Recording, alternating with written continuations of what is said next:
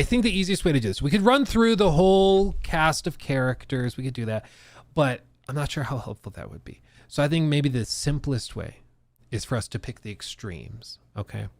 So I want to know like top 3 protagonists in the AC franchise of all time for you. I won't make you do bottom 3, but I want to know your least favorite. And we're talking mainline protagonists, okay? So don't worry about the smaller spin-off stuff.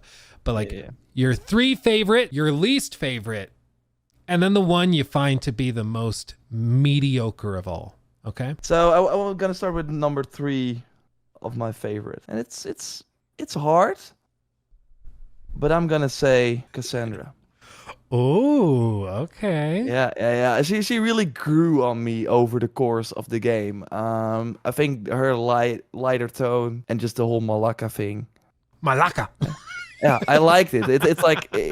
It's like a perfect example of what Odyssey is, right? A lighter, tropical vibe going through ancient Greece. It was a ton of fun, and I think she's like way better than Alexios. Like while they say the same things, Malaka. Yeah, it's a different thing. Yeah. It works better for Cassandra or something. I don't know, but I like her, and I'm happy that we see more of her through the series, of course. Yeah. Number 2, yeah, of course, Ezio. Of course, okay. But for some people, he was easily number 1. I think he's of course super charming.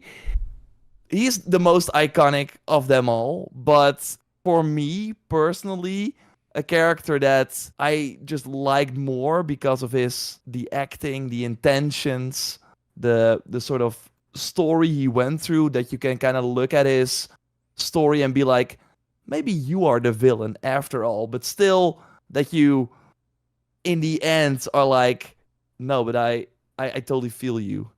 And that is Bayek. That's my favorite character of them all. I just his story, how he goes after all these, how he kind of loses it, his emotions. From moment 1, you're kind of like, what the heck? I'm totally feeling you. Let's go after all these people that killed your son. And I just think that I would have loved to see more of him, even though we had, of course, some fun DLCs. But I think he's lovable. While again, you could argue that maybe the reasons for what he is doing, going out killing like countless of people for vengeance. So that's kind of my pick. Okay. My top 3, and then we'll do our mediocre picks, and then we'll do the worst. Number 1, Yasuke. No. I think for me, top 3 is tricky because for me, 3 and 4 are probably tied. I think 3 and 4 right next to each other, but I think what's going to take it, I think Edward Kenway, I think he takes number 3. And the one I would have him tied with is Connor. I think both of them start rough, but I think the more you play through it, and I think for Connor especially, a lot of it is it starts out very dry, and his line delivery is also quite dry as well, very monotone. But the more you play, the more I think there's nuance there that you don't see at the outset.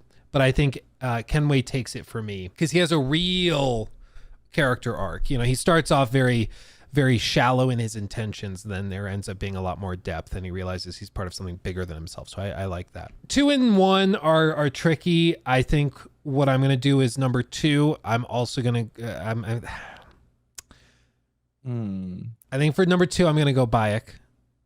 Not just because I'm an ancient Egypt nerd, but because I think his story not just motivates the player, but it also works fantastically well within the context of the setting.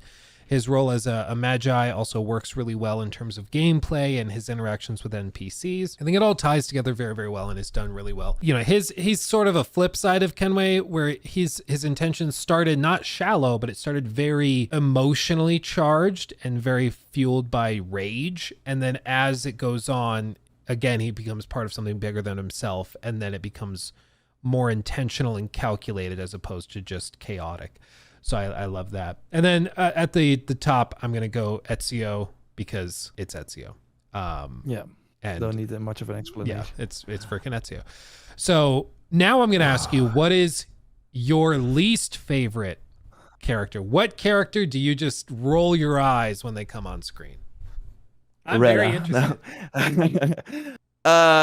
Yeah, it's Connor for me. Really? Yeah. His like monotone like delivery of these lines.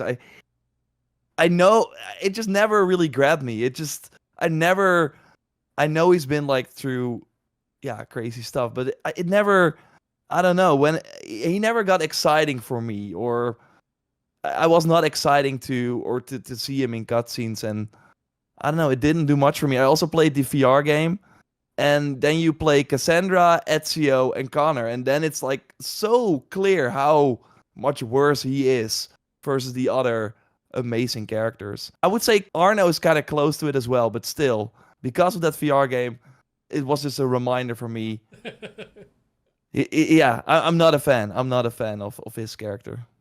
Interesting. Okay. For me, my opinion has kind of changed over the years on these next two selections, the mediocre and then my like the worst one I feel. Because I would have at one time said no, he's fine, but now I'm like, he drives me crazy because I went back and I tried to play more of this game and I was like, he just was so, again, I don't know how to say it other than like Marvel. Like he's just so nonchalant cavalier in his attitude towards everything. It makes it kind of tough to connect with him. So for me, I think my least favorite character is probably Jacob Fry. I just really struggle with him.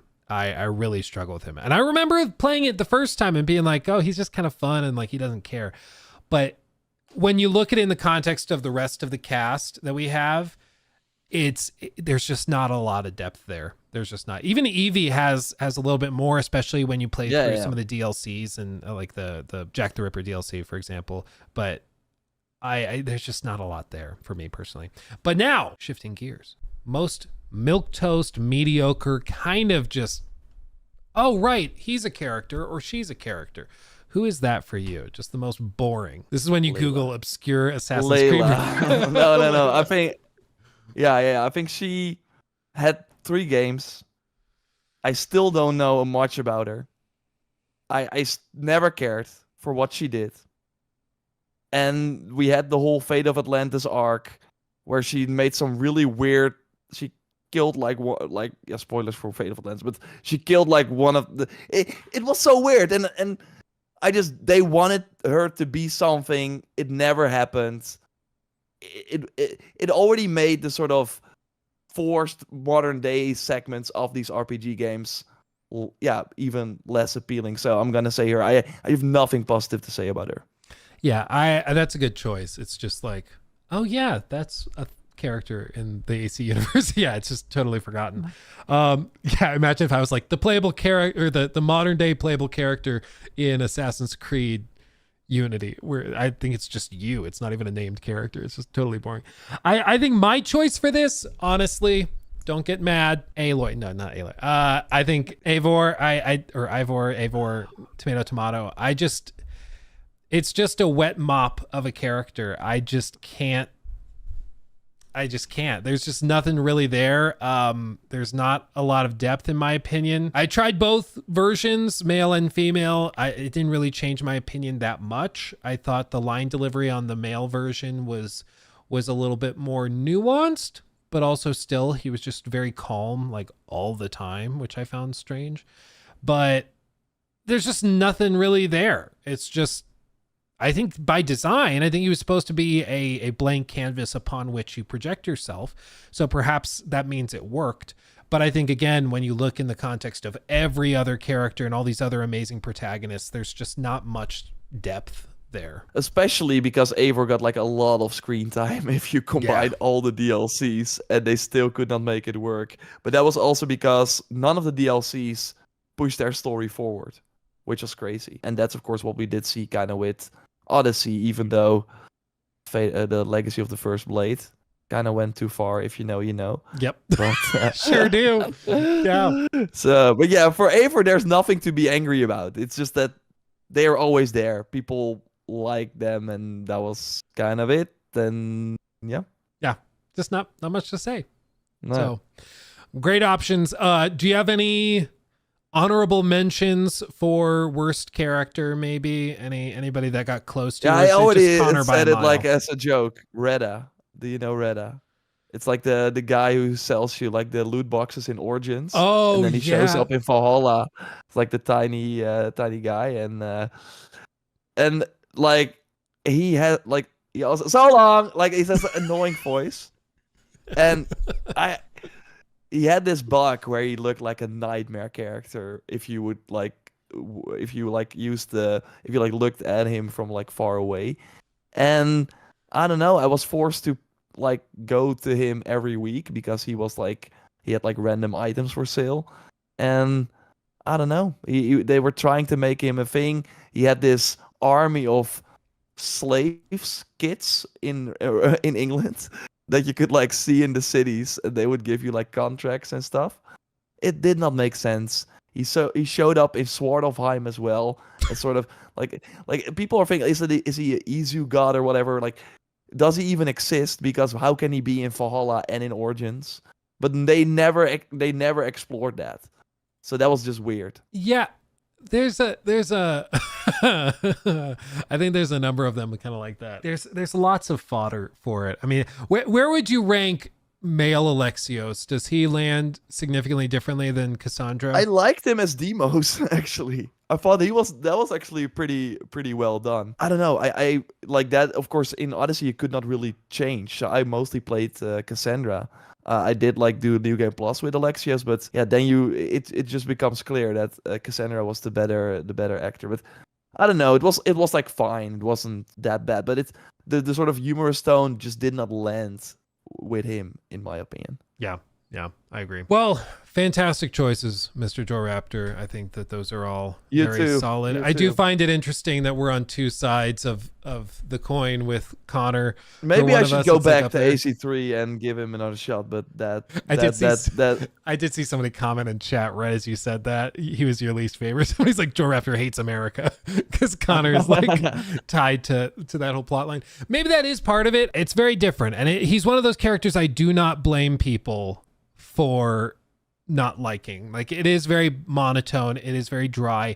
AC3 also came out at a time that was really weird because they were like transitioning to this open world thing from most tighter successful levels. game during that era. Which crazy. That was like at the peak. Like it sold like 10 million copies in a few weeks or something. I remember seeing the videos of the snow deformation. That was like the new big feature, was that you could run in snow and it would compact as you ran. And that was like a jaw-dropping innovation at the time, whereas now that's like perfectly normal, but at the time that was crazy. Yeah. It was crazy. He took my thing.